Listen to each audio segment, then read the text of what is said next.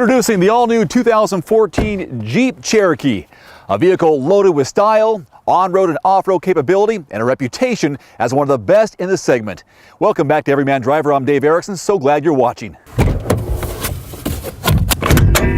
I am very excited to tell you about what's under the hood here on the Cherokee for 2014. First of all, a 3.2-liter V6 variable valve timing engine mated to a 9-speed automatic transmission, which is a class exclusive. You won't find that anywhere else in this segment. As far as horsepower, 271 and 239 pound-feet of torque. So if you want to tow something, it does have a rating up to 2,000 pounds. So hook up some of your smaller recreational vehicles and maybe a smaller boat for fishing. As far as fuel economy, we're looking at 19 miles per gallon in the city and up to 26 on the highway, so pretty darn good with a mixed number of 21 miles per gallon. And the recommended fuel type, regular unleaded. Here's your real-world legroom and headroom example inside the Cherokee.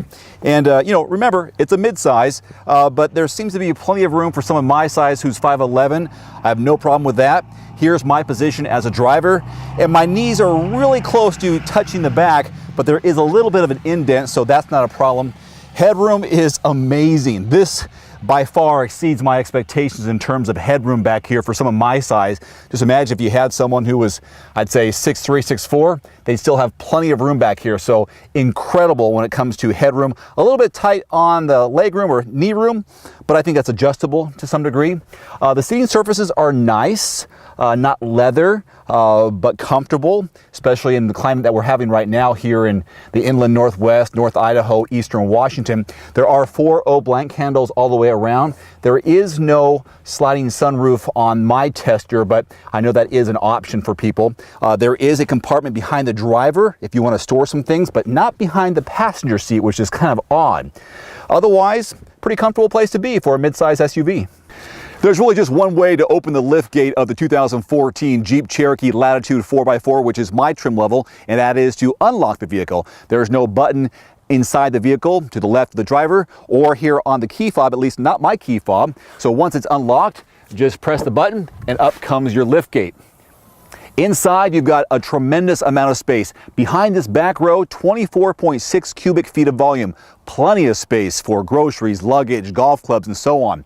Fold those down, watch out, 54.5 cubic feet of volume, which is more than enough to put a bicycle back here, even a couple large storage bins, in my opinion. You'll also notice that this load floor height is just under 31 inches, so it makes it very easy for people who aren't necessarily that strong to lift up some heavier items and put them back here in the cargo area. And just below the floor here, you have a little bit of space, not a lot, maybe for some loose items, and below this is where you'll find your spare tire. In my opinion, a very respectable amount of cargo volume in the back of the Jeep Cherokee. No wonder this is a very popular vehicle for families of all sizes. I think it goes without saying this is not the first Jeep that I've driven. I've had a chance to drive all different trim levels, on-road and off.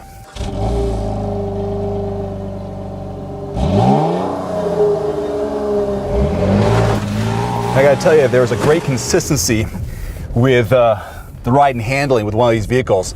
Like right now, I'm going from the snowy hillside behind me onto the smooth road, and this sounds redundant, but the transition is very smooth. It's got that car feel, but also the capability off-road that you want in a mid-size SUV. Definitely a sports utility vehicle that has that capability of going off-road and handling whatever terrain is in front of you. And I think what really is the great selling point about this car is that it does have a controlled driving experience on the roadway, and you can really appreciate that. The steering is, I wish it was a little bit heavier, but it's still good for me.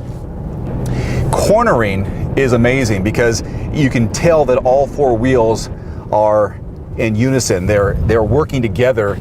Now right now I'm going over some icy, slushy roadways, and I'm not saying I'm slipping, but it is a little bit noisy, naturally, but I have no fear of being out of control. Right now I'm gonna switch it over into the snow mode. I have an auto snow, sport, and then a sand and mud mode that I can switch between. Yeah, you can tell there's a little bit of difference because now the wheels are adjusting to what's going on here on the road. I like that. As far as the interior design, it is simple but effective. First of all, you have this 5-inch touchscreen here in the center, which looks a lot bigger than it is, and maybe I've got my numbers wrong, but it says 5-inch. It looks a lot bigger than that. And the buttons are basically on the touchscreen. You don't have any buttons really on the outside except when you get down to the temperature gauges and the fans. So I really like how simple that is. But and it's not too complicated. And the instrument cluster here in front of me, very simple as well. You've got a 3.5-inch black and white display for other important information about your vehicle, miles per gallon, trip counter, and so on. So that's very nice. And then the audio mounted controls on the steering wheel, as well as cruise control. Straightforward, not complicated, very user-friendly. We're gonna do a little bit of an off-road adventure right now. Taking a right here and see what this can present to us. We're still in the snow mode. And again, a great transition from road to off-road.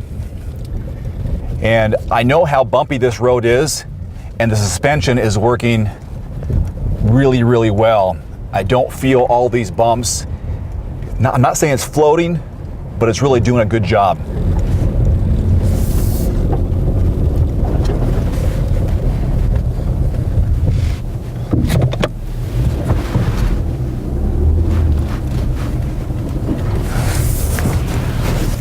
We're gonna do a little 3-point turn here and see how we do. Kind of tight quarters.